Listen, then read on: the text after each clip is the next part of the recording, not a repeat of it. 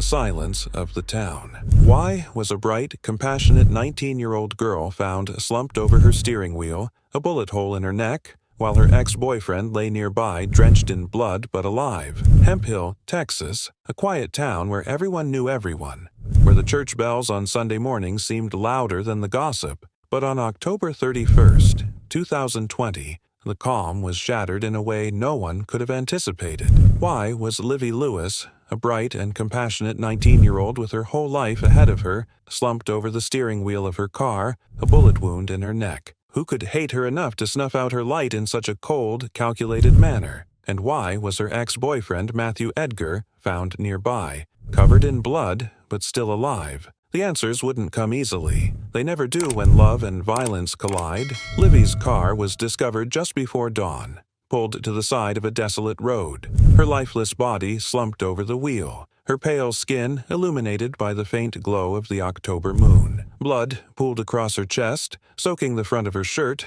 a gruesome reminder of the violence she had endured. Inside the car, signs of a struggle lingered, a cracked phone screen, smeared fingerprints on the dashboard, and the sharp metallic scent of gunpowder hanging in the air. The first deputies on the scene approached cautiously, the weight of the moment pressing down on them. One veteran officer paused, his face pale as he muttered, "This wasn't random." Just behind Livy's car, sprawled in the dirt like a discarded doll, lay 24-year-old Edgar. His face was streaked with blood, his clothes disheveled, and his boots caked with mud. A rifle, cold and silent, rested in the grass a few feet away. When the deputies shook him awake, his glazed eyes fluttered open. "What happened?" he slurred, his voice thick with alcohol or confusion. "Is Livy okay?" The officers exchanged wary glances. Was this grief or an act? Why was he so close to the crime scene? Why was her blood on his face? And if he didn't kill her,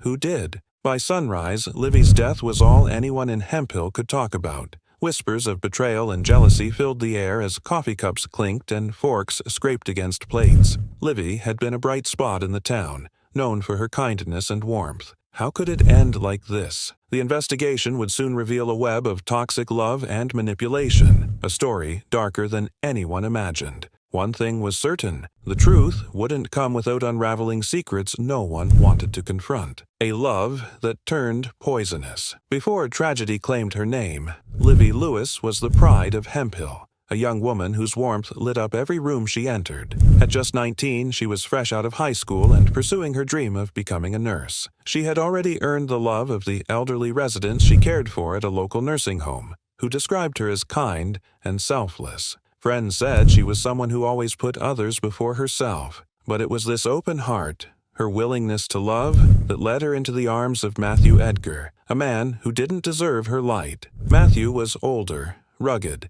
and carried himself with a charm that masked the darkness lurking beneath. They met at a party, one of those small-town gatherings where everyone knew each other. Livy's friends noticed her cheeks flush when Matthew teased her, his crooked smile drawing her in. But beneath the surface, Matthew carried scars, both visible and hidden, from a life riddled with bad decisions, heavy drinking, and the baggage of a failed marriage. At first, their relationship seemed like a typical young romance. They spent nights driving aimlessly, exchanged playful texts, and shared stolen moments. But as time passed, cracks began to form. Matthew's charisma turned possessive. Friends saw the way his hand would tighten on her arm if she spoke to other men. His jealousy, once quiet, became loud and angry, often leaving Livy in tears. And then there was his drinking, a habit that turned him into someone unpredictable, even dangerous. One night, Livy confided in her best friend, Taylor. "I think he loves me," she said softly, her voice shaking.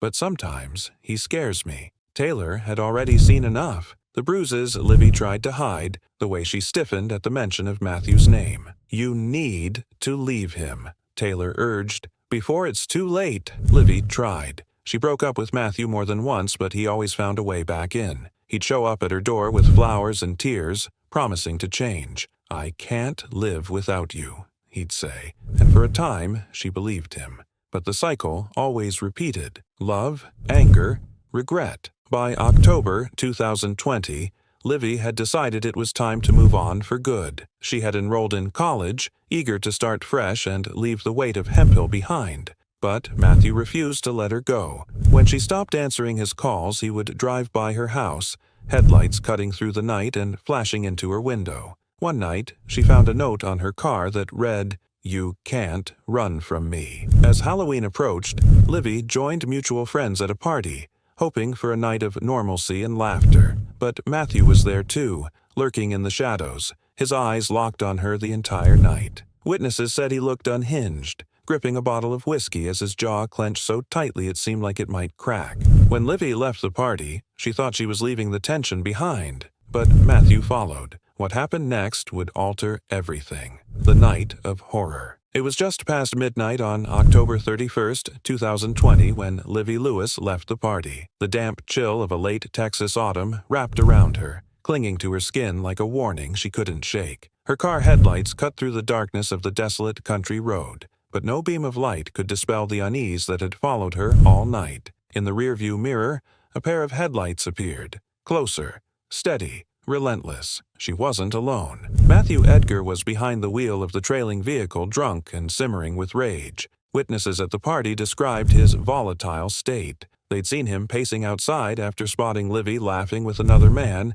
his face contorted with anger. Minutes after she left, he stormed out, his hunting rifle lying ominously in the bed of his truck. Livy's car slowed, pulling to the side of the empty road. Maybe she thought Matthew just wanted to talk. One last desperate plea to fix whatever was left. Maybe she believed she could reason with him, that she could make him understand it was over. But by stopping, Livy had unknowingly stepped into a trap she wouldn't escape. The events that followed were pieced together later, but the truth was undeniable. Matthew yanked open her car door, his words slurred and angry, his voice loud enough to shatter the stillness of the night. Livy, likely trembling, tried to reason with him, but rage drowned out her words. The argument escalated, harsh tones turning to screams, until everything fell silent. At some point, Matthew retrieved the rifle from his truck. Livy's cries may have echoed in the open countryside, but they didn't stop him. His hands were unsteady, but his intent was chillingly clear. The bullet tore through her neck, severing her carotid artery with brutal precision. Blood sprayed across the car's interior, soaking the seat and pooling on the floor. Livy's body slumped forward, her head resting motionless against the steering wheel. The scene bore all the hallmarks of violence unleashed in a moment of uncontrollable fury. Investigators would later find evidence of a struggle, deep scratches on Matthew's arms, a shattered phone screen on the passenger seat, and blood spatter that revealed Livy had fought until her strength gave out. But against a man driven by alcohol, jealousy, and unrelenting anger, her resistance wasn't enough. As blood soaked into Livy's clothes and the leather seat beneath her, Matthew stumbled back, his breaths ragged. Perhaps, for a fleeting moment, he understood what he had done, but if he did, it didn't compel him to flee. Instead, he collapsed a few feet from the truck, lying in the dirt as if the enormity of his crime had rendered him powerless to move. When dawn broke over Hemphill, the horrifying scene came to light. A local farmer, on his way to tend his fields, spotted Livy's car on the roadside. He slowed, expecting to see a couple sleeping off a late night. But as he approached, what he saw made him freeze. His voice trembled as he called 911, describing a lifeless young woman slumped in her car and a man lying nearby, blood smeared across his face. Deputies arrived within minutes, securing the area and rousing Matthew from his drunken stupor. "Is Livy okay?" he mumbled, his words laden with a bizarre mix of denial and detachment. The officers exchanged grim looks. Livy wasn't okay. Her body was cold, her pale face illuminated by the faint light of dawn. The air was heavy with the metallic scent of blood and the unbearable weight of tragedy. Matthew, still too intoxicated to piece together what had happened, or so he claimed, was taken into custody. His bloodied clothes and proximity to Livy's lifeless body marked him as the central figure in a murder investigation that would rip apart everything the quiet town of Hemphill thought it knew about love, loyalty, and betrayal. The chilling investigation. The sun had barely risen when the investigation began. Yellow police tape fluttered in the early morning breeze as investigators moved cautiously, every step deliberate, as if afraid to disturb the lingering echoes of Livy Lewis's final moments. Hemphill, a quiet town accustomed to its routine, had been thrown into chaos. its residents reeling from a nightmare they never imagined. Matthew Edgar was taken into custody at the scene, his face a mask of emptiness, his bloodshot eyes betraying neither guilt nor innocence. The rifle lay just a few feet away, a hunting weapon, designed for precision but now stained by its grim use. It hadn't taken down an animal. It had taken Livy. Sheriff's investigator J.P. McDonough, a veteran of countless cases, arrived shortly after sunrise. One look at Livy's car told him this wasn't random or accidental. This was personal, he muttered, his jaw tightening. This kind of rage comes from someone who knows their victim. The scene inside the car painted a horrific picture. Blood spatter lined the interior, and Livy's lifeless body slumped against the steering wheel. It looked as if she had turned toward Matthew in her final moments, perhaps to plead with him or to shield herself. Her shattered phone lay on the passenger seat, its faint screen blinking as though it, too, had tried to call for help. The acrid scent of gunpowder mingled with the sharp metallic tang of blood. McDonough's team collected evidence while Matthew was taken to the station for questioning. Blood streaked his face like smeared war paint, a chilling symbol of how close he had been to Livy as she died. "How did this blood get on you?" McDonough asked, his voice steady. Matthew's response was as baffling as it was vague. "I don't know. I don't even remember how I got here." The statement raised immediate suspicions. McDonough had dealt with intoxicated suspects before, men whose memories blurred under alcohol's haze, but this felt calculated, a deliberate fog to obscure the truth. "You don't remember anything?" McDonough pressed. "Not how you got here? Not the rifle near your truck? Not Livy's body?" Matthew's lips quivered into what could only be described as a forced expression of sorrow. "I don't know what happened," he repeated, his tone wavering just enough to sound rehearsed. Forensic analysts began piecing together the evidence. DNA tests confirmed that the blood on Matthew's face belonged to Livy. The rifle, however, presented a troubling twist. No fingerprints were found, not even Matthew's. This raised a critical question. How could the weapon, clearly used in the murder, be wiped clean of evidence? The autopsy revealed the brutality of Livy's death. A single gunshot to the neck had severed her carotid artery, causing catastrophic blood loss. She wouldn't have stood a chance, the medical examiner said grimly. Whoever pulled that trigger knew exactly what they were doing. Adding to the investigation's gravity were text messages exchanged between Matthew and Livy in the hours leading up to her murder. Angry and threatening, Matthew's words painted a chilling picture of obsession. "You think you can leave me? You think you can walk away?" The message sent minutes after her death was even more damning. "She's dead." Still, Matthew maintained his innocence. Slumped in his chair at the station, he insisted he couldn't remember sending the messages. "I was drunk," he muttered. "I blacked out. I don't even remember seeing her last night." McDonough wasn't convinced. The evidence was piling up. The texts, the proximity to the scene, the blood. It all pointed to Matthew as the killer, a man consumed by jealousy and rage. But then, the case took an unexpected turn. DNA results revealed another twist. Traces of a second man's DNA were found on Livy's clothing. It wasn't Matthew's. This revelation sent shockwaves through the investigative team. Could there have been someone else at the scene? Another player in a night that had already unfolded in blood and tragedy? The interrogation room became a battleground of wits. Matthew shifted between defiance and confusion, clinging to his claim of innocence. "You think I did this?" he asked, his voice cracking as though on the verge of tears. "I loved her. I'd never hurt her." McDonough leaned in, his voice sharp. "Then why were you lying beside her car with her blood on your face and your rifle a few feet away?" Matthew's silence was deafening. For a moment it seemed he might break, that the weight of the evidence and his own guilt would force a confession. Instead, he lowered his gaze and mumbled, "I don't remember." McDonough knew the case was far from over. There were too many questions, too many loose threads. Who was the other man whose DNA had been found? Why hadn't Livy called for help during the argument? And, most importantly, if Matthew was guilty, why did he show no genuine remorse? The investigation had only just begun, and as McDonough left the station that night, he couldn't shake the feeling that the truth, no matter how tangled, would eventually come to light. The trial, a fight for justice. By January 2022, the small town of Hemphill was a community divided. Many believed Matthew Edgar was a cold-blooded killer, driven by jealousy and rage to murder 19-year-old Livy Lewis. Others, influenced by his family's declarations of innocence, whispered about conspiracies and questioned whether someone else had pulled the trigger.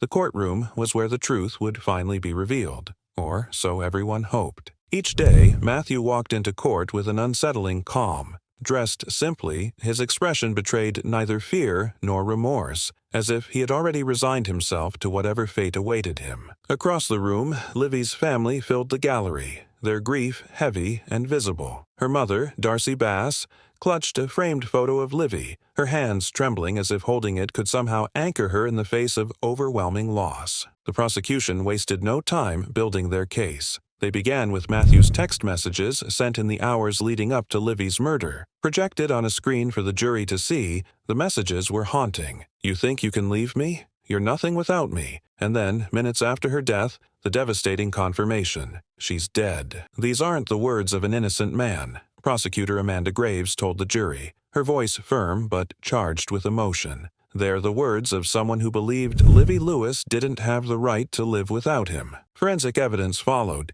each piece meticulously laid out. Photographs of Livy's car, the blood-stained seat, and the rifle were shown, making the brutality of her death painfully clear. A single speck of Livy's blood found on Matthew's pants became the prosecution's cornerstone. "This places him at the scene," Graves said. "It directly connects him to the act of violence that ended her life." Matthew's defense attorney, Rob Hughes, pushed back hard. "Yes, my client was there," Hughes conceded. "Yes, he loved Livy, but love is not a crime. Being present doesn't make him guilty." Hughes pointed to gaps in the investigation. The rifle, he argued, lacked Matthew's fingerprints, and another man's DNA had been found on Livy's clothing. If Matthew pulled the trigger, why weren't his fingerprints on the weapon? Why wasn't this thoroughly investigated? Hughes asked. "There's more than enough reasonable doubt here." The courtroom's tension rose when Darcy took the stand. Her voice quivered as she recounted the day her daughter was taken from her, each word dripping with anguish. "She was my everything," Darcy said, tears flowing freely. "And he took her from me." Hughes attempted to shift the narrative, suggesting Matthew had been a victim of emotional turmoil, pushed to the brink by Livy's decision to leave him. But Darcy was unshaken. "You can call it love all you want," she said sharply, her voice breaking with fury. "But love doesn't leave bruises. Love doesn't pull a trigger." Matthew himself took the stand, his shoulders hunched and his head low. His voice barely rose above a whisper as he insisted, "I don't remember what happened. I was drunk. I loved Livy. I'd never hurt her." But under Graves' pointed cross-examination, his vague recollections began to fall apart. "You don't remember sending those messages?" Graves asked. "You don't remember standing by her car, covered in her blood?" Matthew hesitated, his responses faltering. "I blacked out," he mumbled. "I can't explain it." The jury listened intently, their expressions inscrutable. Was Matthew a man tormented by genuine regret and confusion, or was he crafting an act to shield himself from the consequences of his actions? The answer seemed elusive, hanging just out of reach. After days of testimony and evidence, the jury was handed the case. Less than 2 hours later, they returned, their verdict clear and decisive. Guilty of murder. The gallery erupted. Livy's family sobbed openly, their emotions spilling over as the weight of justice finally settled on their shoulders. Matthew, in stark contrast, showed little reaction. His face was a blank slate as the judge sentenced him to 99 years in prison. For a brief moment, it seemed like the nightmare was over. But when the morning of the sentencing arrived, the unthinkable happened. Matthew was gone. His disappearance set off a wave of panic and outrage, leaving a stunned community and grieving family to grapple with the realization that justice was, once again, out of reach. The fugitive, escape, and manhunt. The morning of January 27th, 2022, was supposed to bring closure. Matthew Edgar, convicted of murdering 19-year-old Livy Lewis, was scheduled to be formally sentenced. Livy's family arrived at the courthouse dressed in black, carrying years of grief and a quiet determination to see justice fulfilled. But their hopes were crushed with a single announcement. Matthew wasn't there. When the bailiff declared his absence, confusion rippled through the courtroom. The judge, visibly agitated, demanded an explanation. "Where is he?"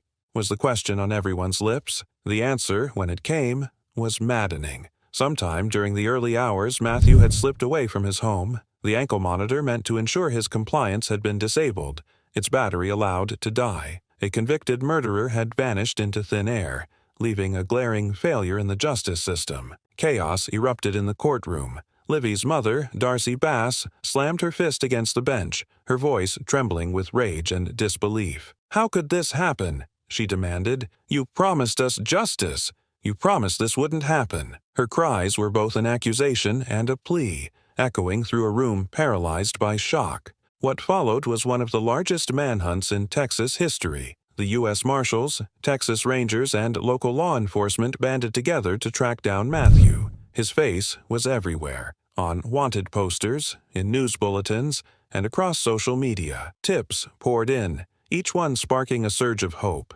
Sightings of him hitchhiking on rural roads, rumors of him hiding in nearby towns, all led to dead ends. The search was a relentless chase through whispers and shadows. Rumors spread in Hemphill that Matthew's family was aiding his escape. A report surfaced that his mother had been seen buying large quantities of cigarettes and liquor, items Matthew was known to crave. "She's hiding him," Darcy told reporters. "She has to be. How else could he survive this long?" But even with suspicion swirling, Matthew remained elusive. Weeks turned to months, and the trail grew colder. Livy's family was left in limbo, their grief compounded by the knowledge that the man who had stolen her life was free to live his. Darcy refused to let the world forget. She drove through back roads, searched abandoned barns, and hung homemade wanted posters, desperate to remind her community and the authorities that the nightmare wasn't over. Authorities suspected Matthew was hiding in the dense woods surrounding Hemphill, moving under the cover of darkness to evade detection. The rugged terrain provided endless hiding spots, making the manhunt a near impossible task. For 11 long months, the fugitive stayed one step ahead of law enforcement, while the weight of his freedom pressed heavily on Livy's family. Then, in December 2022, came the break they'd been waiting for. A tip placed Matthew in a house not far from his grandparents' property. The home belonged to a family friend suspected of providing him food and shelter. The lead was too strong to ignore. Under the cover of night, U.S. Marshals and local deputies surrounded the house. Rain poured in sheets, thunder cracking like cannon fire as the team moved through the woods. Using night vision equipment, they crept closer, their breaths shallow as they strained to hear any sound. Voices drifted from the house, a man and a woman speaking in low tones. Then, movement. A figure stepped onto the back porch, briefly illuminated by the glow of a floodlight. "It's him," a marshal whispered into his radio. Within seconds, officers stormed the property, shouting commands as they closed in. Matthew froze, raising his hands halfway before slumping against the wall, resigned. "You got me," he muttered, his voice flat. "It's over." As he was led away in handcuffs, Matthew locked eyes with Sheriff's investigator McDonn. "You didn't prove anything," Matthew said with a faint smirk. McDonn's reply was sharp. "I didn't have to. You proved it yourself." Inside the house, Matthew's mother claimed ignorance.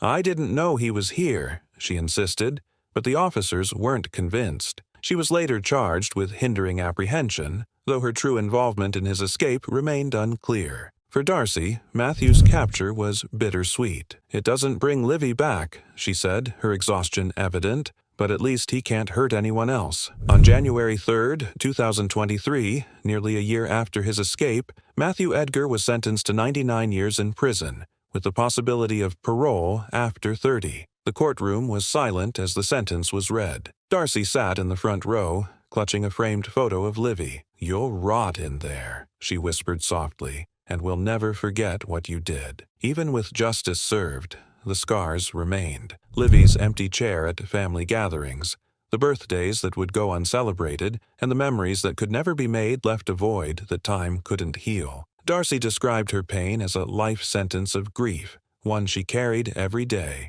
But Livy's story didn't end with her murder. It became a beacon of resilience and a warning about the signs of love gone wrong. In Hemphill, her memory lived on, not as a victim of tragedy, but as a reminder that even in the face of unimaginable loss, love could refuse to be silenced. The aftermath, a life sentence of grief. As Matthew Edgar began his 99-year sentence, the quiet town of Hemphill tried to move forward. But for those who had loved Livy Lewis, life would never be the same. Her name lingered in their thoughts, spoken like a soft prayer, her story a haunting reminder of how love, when twisted by jealousy and control, can turn deadly. For her mother, Darcy Bass, every day was a battle against grief. She spent countless hours at the roadside memorial where her daughter's life had been cruelly taken. The site had become a sacred space, covered in flowers, candles, and handwritten letters from strangers who had been moved by Livy's story. Some left notes of sorrow, others of anger, and many promised that her life would never be forgotten. Darcy took solace in these small acts of remembrance. She was more than what happened to her, she said, her voice thick with emotion. She was kindness. She was hope. She was love. Livy's closest friends, Taylor and Bailey, struggled to process the loss of the person who had been their anchor. They carried the weight of what they had missed, the signs they hadn't fully understood. Instead of drowning in guilt, they turned their pain into purpose. They spoke at schools, community centers, and domestic violence awareness events, telling Livy's story in hopes that it would prevent another tragedy. "We didn't see the warning signs," Bailey admitted, her voice heavy with regret. "But maybe if we share her story, someone else will." For Darcy, the fight did not end with Matthew's imprisonment. She vowed that she would be there every time he came up for parole, no matter how many years passed. "He took her life," she said with quiet, unshakable resolve. "He doesn't deserve to live his freely." Though time passed and seasons changed, the ache of Livy's loss remained. Her laughter, her dreams, and the warmth of her presence had been stolen in an instant. But in death, her memory became something more, a beacon of resilience and hope, a reminder that love could endure even in the face of unimaginable pain. And on the quietest nights in Hemphill, when the wind rustled through the trees, it was almost as if Livy's spirit was still there, her laughter lingering in the air, refusing to be forgotten. If this story gripped you, hit like, subscribe, and share your thoughts in the comments. Stay tuned for more true crime stories that reveal the thin line between love and betrayal.